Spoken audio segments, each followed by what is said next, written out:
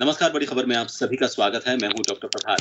चुनाव जब भी होते हैं तो मुद्दों को लेकर बात की जाती है और ऐसे में अगर जनता की तरफ से ऐसी प्रतिक्रिया आए कि विकास नहीं तो वोट नहीं, ये हमारी सारी व्यवस्था पर सवाल खड़े करती है। उत्तराखंड 5 लोकसभा की सीटें हैं, 4 लोकसभा चुनाव ये राज्य देख चुका है। इस अगर इलाके की बात करें तो ज्यादातर यहाँ पर जिले ऐसे हैं जहां पर पर्वतीय क्षेत्र में वो आते हैं और वो सुविधाओं से महरूम हैं। इस बीच कई ऐसे गांव हैं जिन्होंने ये घोषणा कर दी है कि अगर विकास नहीं हुआ हमारे क्षेत्र में तो हम इस बार मतदान का बहिष्कार करेंगे। ये बहुत बड़ा सवाल है। जनता इस हद तक आ जाती है कि अपनी मूलभूत सुविधाओं को लेकर वो इतनी मुखर हो जाती है कि अब वोट का बहिष्कार करने लगती है। वो वोट जिसको लेकर वो कई बार अपनी बात जनता तक पहुंचा चुके हैं, जनता के जरिए अपनी बात लोगों तक पहुंचा चुके हैं, प्रशासन तक पहुंचा चुके हैं, नेताओं तक पहुंचा चुके हैं, लेकिन अब जबकि उनकी सारी आवाज ऊपर तक पहुंचने के बाद भी उतनी बुलंद नहीं हो पाई, उस आवाज पर कोई प्रतिक्रिया नहीं आई। अब इस माहौल में वो ये कदम उठाने के लिए मजबूर हो गए हैं कि विकास को लेकर अब वो गारंटी मांग रहे हैं। सवाल उठता है कि आखिर 4 लोकसभा चुनावों के बाद भी ऐसे हालात क्यों हैं कि मूलभूत सुविधाएं लोगों तक नहीं पहुंच पा रही हैं और अब उनको मतदान बहिष्कार की चुनौती देनी पड़ रही है, ऐलान करना पड़ रहा है। इसको लेकर बात करेंगे। हमारे साथ उत्तराखंड से राजनीतिक दलों के प्रतिनिधि जुड़े हुए हैं, उन सभी से आपका परिचय करवा देते हैं। हमारे साथ आशीष नौटियाल जी जुड़े हुए हैं, प्रवक्ता के तौर पर कांग्रेस से। हमारे साथ थपरियाल जी जुड़े हुए हैं, यूकेडी से केंद्रीय प्रवक्ता के तौर पर और हमारे साथ मीडिया प्रभारी हैं, और आप कमलेश रमन जी हमारे साथ कुछ देर में हिस्सा होंगे, प्रदेश प्रवक्ता बीजेपी से। आशीष जी, देखिए बात ज्यादा तो आपको काम करने का मौका वहां पर नहीं मिला, आधे से थोड़ा सा कम आपको वक्त मिला, लेकिन वो वक्त भी कम नहीं होता और ऐसे में अगर कुछ गांव ये कहते हैं कि विकास नहीं तो वोट नहीं, आपको नहीं लगता कि ये हमारी राजनीतिक व्यवस्था पर तो तंज कसता ही है, लेकिन उस राजनीतिक सोच पर भी तंज कसता है जो इन्हीं मुद्दों को लेकर राजनीति में आती है? निश्चित देखें, इतना लंबा समय हो गया उत्तराखंड को बने हुए और उत्तराखंड की मांग भी इसलिए की थी कि जो छोटे छोटे पर्वतीय क्षेत्र हैं हमारे, वहां की अनदेखी होती थी। जब उत्तर प्रदेश में था तो बहुत बड़ा था, तो गांव के छोटे छोटे क्षेत्र नहीं दिखाई देते थे। तो अब उत्तराखंड बनने में इतना लंबा जब समय हो गया, उसके बाद भी आज अगर इस गांव के लोगों को हड़ताल करनी पड़ रही है कि काम नहीं तो वोट नहीं, सड़क नहीं तो वोट नहीं, अत्यंत दुर्भाग्यपूर्ण है। और हमने इससे पहले भी उदाहरण देखे हैं। गैरसैंण चमोली में के आसपास का एक बार देखा था, जब महिलाएं धरने पर थी और त्रिवेंद्र सरकार थी, जब उनके ऊपर लाठीचार्ज कर दी गई थी कि आप रोड बनाने की मांग को लेकर जो आए थे, और चमोली जिले में भी हमने देखा था, चमोली जिले से भी कुछ लोग पैदल चलकर देहरादून तक आ गए थे सड़क की बात को लेकर। देखिए आज ये भारतीय जनता पार्टी की जो सरकार है सिर्फ रोड के नाम पर खा रही है, हमने रोड बना दी, रोड बना दी, रोड बना दी, बस इसके अलावा इन पे कोई विकास का कोई वो नहीं है एजेंडा कि हमने ये काम किया है। रोड अगर बनाई तो इन्होंने वो वाली रोड बनाई जिसको बनाना आसान था। इसके लिए बाहर के बड़े बड़े ठेकेदार आ सकते हैं जो करोड़ों रुपए के इलेक्ट्रॉल बॉन्ड खरीद सकते हैं, इनको दे सकते हैं, वो सड़कें बनाने का निश्चित काम किया है। लेकिन गांव की सड़कों को बनाने के लिए छोटे छोटे ठेकेदार आते हैं, बड़े ठेकेदार नहीं आते हैं। और छोटे छोटे ठेकेदार आपको करोड़ों रुपए नहीं दे पाएंगे, क्योंकि गांव की 1 किलोमीटर सड़क बनाना और शहर की 10 किलोमीटर बनाना समझो बराबर है। तो वो आपको मुझे पैसा नहीं दे पाएगा, और सरकार को लगता है इस पैसे से बढ़िया इस पैसे को दूसरी का लगा दिया जाए जहां आसानी से काम हो जाए, इसलिए लोग इस तरीके का काम कर रहे हैं। तो दुर्भाग्यपूर्ण है, सरकार को ध्यान देना चाहिए। और आज अगर चुनाव के टाइम पर जनता मुखर हुई है तो निश्चित जनता ने बहुत अच्छा किया, क्योंकि एक समय 5 साल में यही हमारा लोकतंत्र है, इसे ही लोकतंत्र बोलते हैं। 5 साल में एक समय ऐसा आता है जब बड़े से बड़े नेता को आपके द्वार में खड़ा होना पड़ता है और बोलना पड़ता है जनता सर्वोपरि है, जनता वाकई सर्वोपरि है। ये हमारे संविधान ने हमें अधिकार दिया जिसमें जनता को सर्वोपरि बनाया गया। बड़े से बड़ा पीएम हो, सीएम हो, मंत्री हो, हर कोई आपके दरवाजे पर खड़ा होता है वोट मांगने के लिए। और निश्चित जब आप वोट की बात आती है तो आपको अपने विकास के लिए पूछना चाहिए, सिर्फ सड़क नहीं, आपने अपने युवाओं के लिए पूछना चाहिए। आपके घर में जो युवा बेरोजगार हैं, आपके घर में जो बच्चे आपके दिल्ली बॉम्बे काम करने के लिए जा रहे हैं, उनकी बात भी उनसे करनी चाहिए कि हमारा बच्चा उत्तराखंड छोड़कर बाहर क्यों, अकेले बूढ़े माँ बाप को छोड़कर बच्चा बाहर क्यों जा रहा है, उनके लिए क्या व्यवस्थाएं की गई है रोजगार की, उनके लिए स्वास्थ्य की क्या व्यवस्था है, बुजुर्गों के लिए स्वास्थ्य गांव में क्या व्यवस्था है। हर मुद्दे पर मुखरता से सवाल किया जाना चाहिए।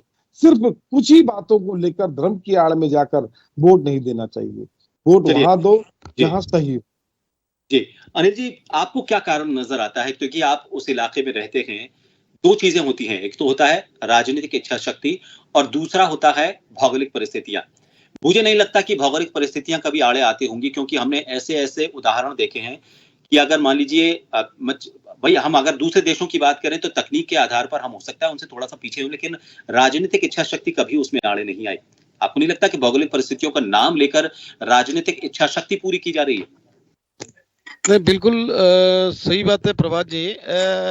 देखिए, पहाड़ की भौगोलिक स्थिति गंभीर तो है, लेकिन ऐसी नहीं है कि जो वहां पे विकास नहीं हो सकता है। ये मानने के लिए तय है कि वहां पे बड़े उद्योग लग सकते हैं, बड़े उद्योग नहीं लग सकते हैं, छोटे छोटे उद्योगों से पहाड़ का विकास हो सकता है। और अगर ये चाहें, जैसे 23 वर्ष पूर्ण हो चुके हैं उत्तराखंड के को बने हुए, तो निश्चित तौर पे है कि इनको जो जब उत्तराखंड का निर्माण हुआ होगा, जब इसकी एक सोच उत्तराखंड क्रांति दल ने जनता के साथ मिल करके शीर्ष पर नेतृत्व किया था, तो हमने एक समृद्ध राज्य की मांग की थी। उसमें कई मुद्दे थे हमारे जो क्षेत्र से संबंधित, क्षेत्रीय स्थानीय जनता को लेकर के थे। उन मुद्दों पे कोई काम नहीं हुआ। जो पैरामीटर्स बनाए गए थे उत्तराखंड क्रांति दल द्वारा, उन पैरामीटर्स पे काम नहीं हुए, क्योंकि समृद्ध राज्य तभी होगा ना जब यहाँ का बेरोजगारी खत्म होगी, पलायन पर अंकुश लगेगा, भू कानून लागू होता, मूल निवास 1950 लागू होता। और गैरसैंण, हमने कहा था कि एक मांग हमारी और थी कि पहाड़ों के लिए हमने आंदोलन किया था। गढ़वाल और मंडल 2 डिवीजन है उत्तराखंड के, जिनके लिए पूरी जनता उभर करके रोड पे आई थी, और हमारे बीच से हमारे लोगों ने एक शहादत, एक बलिदान दिया था। और वो शीर्ष पर रह करके जब नेतृत्व हम लोग कर रहे थे उत्तराखंड क्रांति दल के, तो उसमें आंदोलन में कई लोग हमारे शहीद हुए। तो इसलिए नहीं हुए थे कि आपको हम एक विधान भवन बना के दे देंगे, आप एसी भवन में बैठ करके और यहाँ से पहाड़ों का विकास करें, ऐसा असंभव है। जब तक आप पहाड़ की भौगोलिक स्थितियों को, जब तक पहाड़ की मूलभूत असुविधाओं को समझेंगे नहीं, जब तक आप पहाड़ पे चढ़ेंगे नहीं, जब तक आप पहाड़ के छोटे छोटे कस्बे गांव को लेकर के एक संपर्क में नहीं लाएंगे, आप एक ऑल वेदर रोड बनाने से क्या पहाड़ का विकास हो गया? ये तो विनाश है। जब से आपने बड़े बड़े प्रोजेक्ट बनाने शुरू किए, तब से हमारी प्रकृति के साथ छेड़छाड़ किया, तो निश्चित तौर पर वहां पे भूकंप आने लग गया, कभी जो है आपदा ग्रस्त होने लग गई। भाई विकास पहाड़ों के लिए इतना थोड़ी कहा हमने, इतने बड़े प्रोजेक्ट थोड़ी मांगे थे आपसे। हमने ये कहा था कि भाई बड़े उद्योग नहीं लग सकते, यहाँ की भौगोलिक स्थिति सही नहीं है, पर छोटे छोटे उद्योग लगा करके आप पहाड़ों लघु और का विकास कर एमएसएमई को लेकर वहां पर काम किया जा सकता था, काम कमलेश किया जी जा हमारे सकता साथ। था। जी और ये कमलेश जी निश्चित तौर जी पे ये ऐसा नहीं हुआ है। और आज 23 वर्ष पूर्ण हो चुके हैं और हमारे जो लोग बलिदान जिन्होंने दिया उनके सपने अधूरे हैं। निश्चित तौर पे है कि हम तो यही कह सकते हैं कि अगर आप ये मैंने दूसरी एक राजनीति की, प्रभात जी, आजकल मैं देख रहा हूं कि पहले से भी हम लोग बहुत पहले से भी राजनीति में हैं, लेकिन हमने कभी ऐसा नहीं देखा था कि एक पार्टी बड़े राष्ट्रीय दल का एक दूसरा नेता एक तू तड़ाक से या फलाना इस प्रकार के अमर्यादित शब्दों का प्रयोग करना। देखिए एक वो संवैधानिक पद है, माननीय प्रधानमंत्री यशस्वी जी संवैधानिक पद है, चाहे वो नड्डा जी हो, चाहे वो कांग्रेस के राहुल गांधी हो, चाहे वो प्रियंका गांधी हो, तो चाहे कोई भी वरिष्ठ नेता हो, अगर वो एक संवैधानिक पद पे बैठा है तो वो भारत का नागरिक है। और आपको केवल भारतवर्ष नहीं देखता है, ये डिबेट्स विदेशों में भी जाता है, विदेशों के लोग एनालिसिस भी करते हैं, मीडिया के लोग, कि भाई ये भारत में किस प्रकार की डिबेट्स होती है, किन बात की चर्चा, गरिमा बना के रखनी चाहिए। बिल्कुल सही है। कमलेश जी हमारे साथ जुड़िए। कमलेश जी देखिए, कुछ गांवों का नाम मैं यहाँ ले सकता हूँ, चाहे हम रेनी की बात करें, डुमक की बात करें, बगड़ी की बात करें, यहाँ के लोग इस हद तक आ चुके हैं कि उनका ये कहना है कि अगर हमें विकास नहीं मिला है तो अगर हमें विकास नहीं मिला है तो हम वोट भी नहीं करेंगे। क्योंकि अभी बीजेपी की सरकार यहां पर रही है, इतने दिनों तक लंबा आपके पास शासनकाल रहा, उसके बावजूद अगर जनता इस हद तक आ जाती है कि हम बिना विकास के वोट नहीं करेंगे, हम वोटिंग का बहिष्कार करते हैं, आपको नहीं लगता कि वर्तमान सरकार पर सबसे बड़ा सवाल खड़ा होता है? नहीं, देखिए ऐसा तो नहीं है कि इन 5 सालों में या 6 सालों में या 9 सालों में विकास नहीं हुआ है। चाहे देश की बात करें, चाहे प्रदेश की बात करें, विकास तो हुआ है, गति के साथ हुआ है। और क्योंकि विकास का जो पहिया है उसका चक्र चलता रहना चाहिए हमेशा, और विकास होना चाहिए, रुकना नहीं चाहिए। क्योंकि अभी कुछ विकास हुआ है और कुछ रह गया है, जो रह गया है उसको भी आगामी जो कार्यकाल है धामी सरकार का, बकायदा वो इस प्रदेश के अंदर उस काम को करने का काम करेंगे। अभी हमारे भाई कह रहे थे कि हमारे कुछ मूलभूत इस तरह के मुद्दे हैं जिनके लिए हमने वाकई इस प्रदेश को बनाया था। इस चीज को मैं मानती हूँ, इस चीज में मैं कोई दरकिनार नहीं करूंगी कि वो मुद्दे हमारे पूरे होने चाहिए, और इसके लिए धामी सरकार जी संकल्पबद्ध है। और उन्होंने इस वक्त चाहे भू कानून हो, चाहे हमारा मूल निवास हो, चाहे वन अधिकार हो, तमाम इन सारी चीजों के लिए कमेटियां बनाई और बहुत जल्द उसका परिणाम सामने आएगा। और मुझे लगता है कि बहुत जल्दी हम डिबेट में बैठकर उसमें धामी सरकार को धन्यवाद भी करेंगे। इन सारी चीजों की जो मूलभूत सुविधाएं हमारे प्रदेश को मिलनी चाहिए, जिसकी धारणा को लेकर के हमने इस प्रदेश को बनाया था, लाठी डंडे खाए थे, आंदोलनकारी हमारे शहीद हुए। तो मैं समझती हूँ कि इस प्रदेश को आगे बढ़ाने के लिए जो विकास का हमारा जो पहिया है वो चलता रहना चाहिए, रुकना नहीं चाहिए पलायन के लिए। जी कमलेश जी, ऐसा है, देखिए अब जनता, कई बार होता है ना कि राजनीति ऐसे भी की जाती है कि मुद्दों को अगर हमने जिंदा नहीं रखा, अगर सारे काम पूरे कर दिए तो फिर हम अगली बार वोट किस आधार पर मांगेंगे। अब जनता बहुत सुधर गई है और सयानी भी हो गई है, क्योंकि वो सब चीजों को देखती है।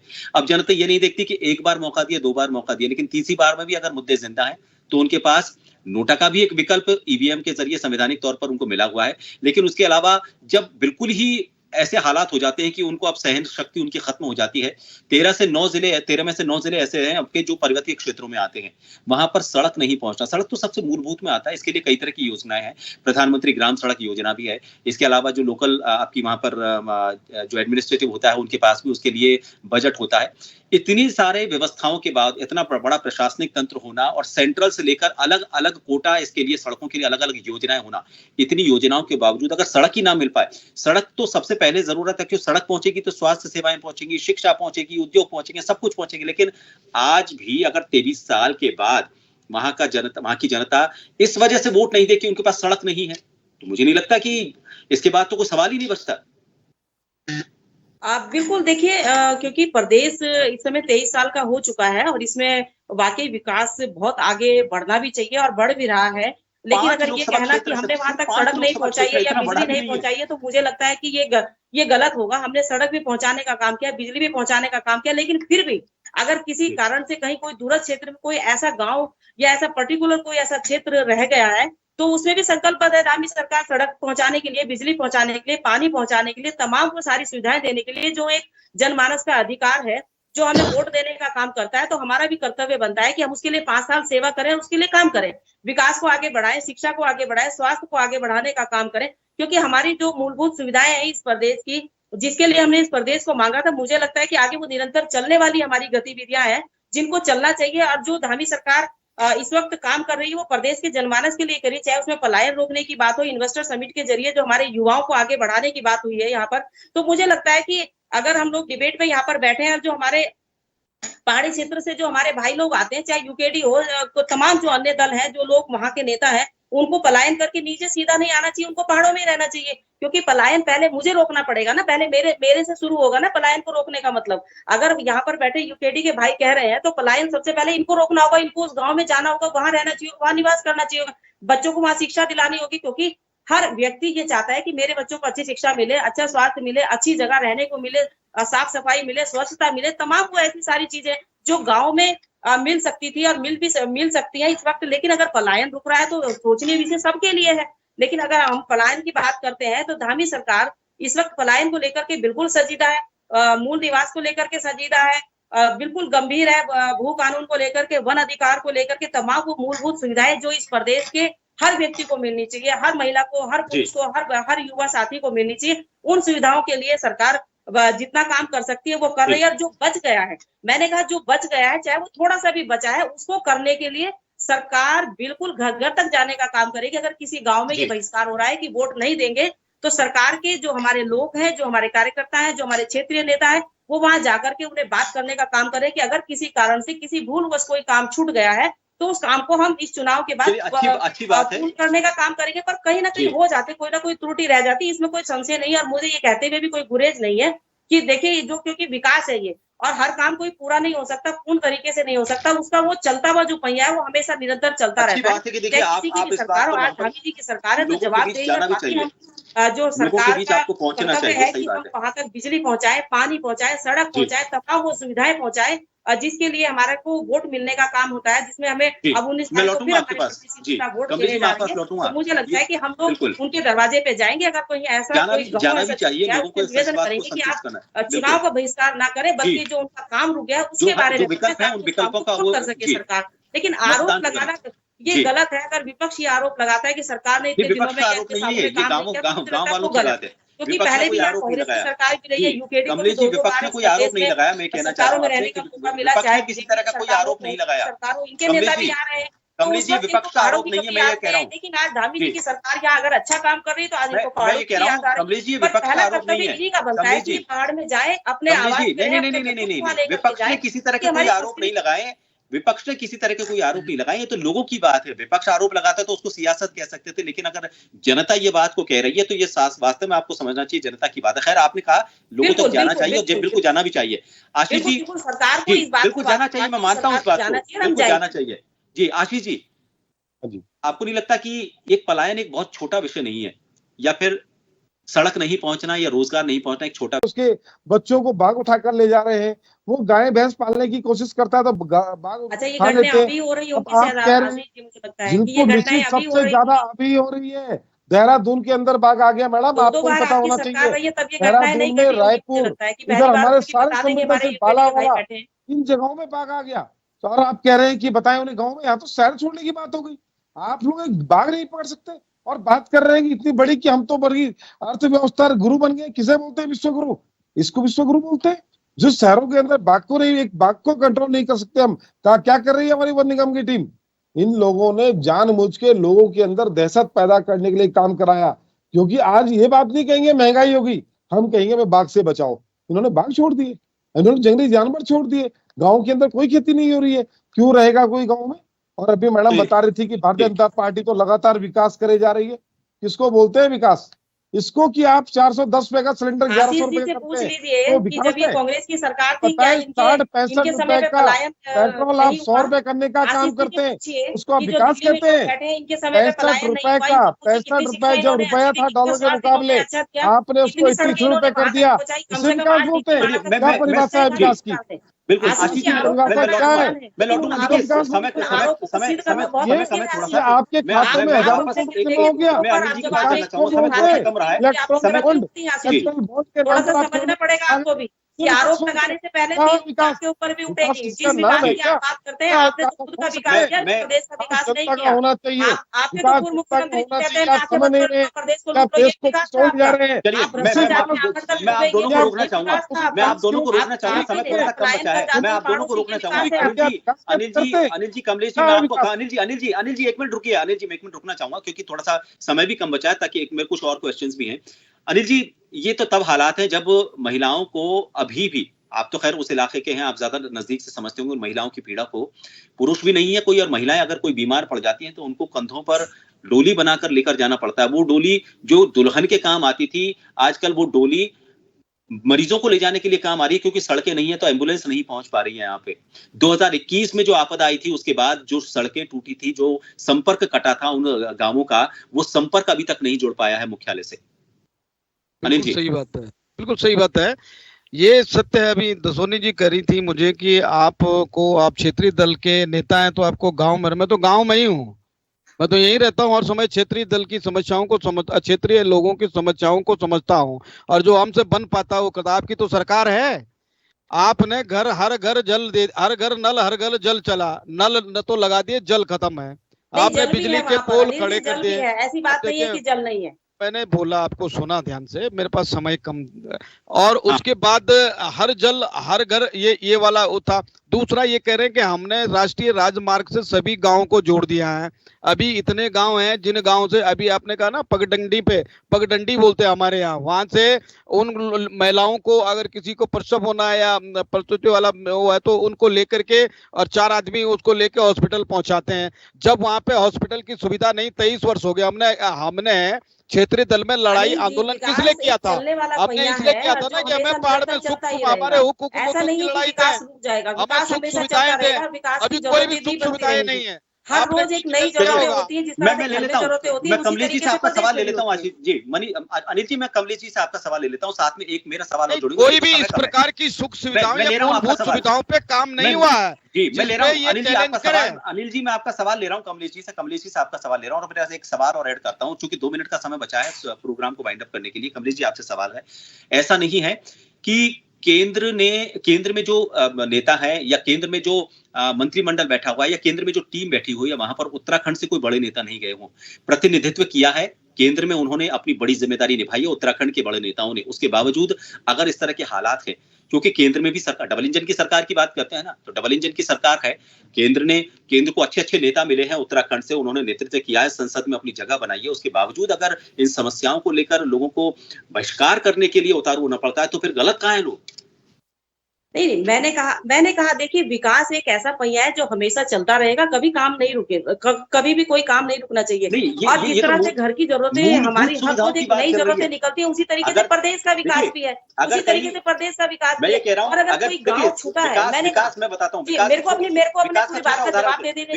उदाहरण देता हूँ। देखिए, मूलभूत जरूरत यह है कि उसको रोटी, कपड़ा, मकान, सड़क, ये मूलभूत जरूरतें हैं। अब विकास की बात आप करें, विकास किसी के पास साइकिल है, वो चाहेगा कि देखिए, ये भी विकास का ही एक हिस्सा है, जो हमारी खरीदने की बात करेगा। मैं तो मूलभूत की बात कर रहा हूँ, विकास तो बात की बात है। मैं तो मूलभूत सुविधाओं की बात कर रहा हूँ, विकास तो उसके बाद की बात है। बिल्कुल सही बात है।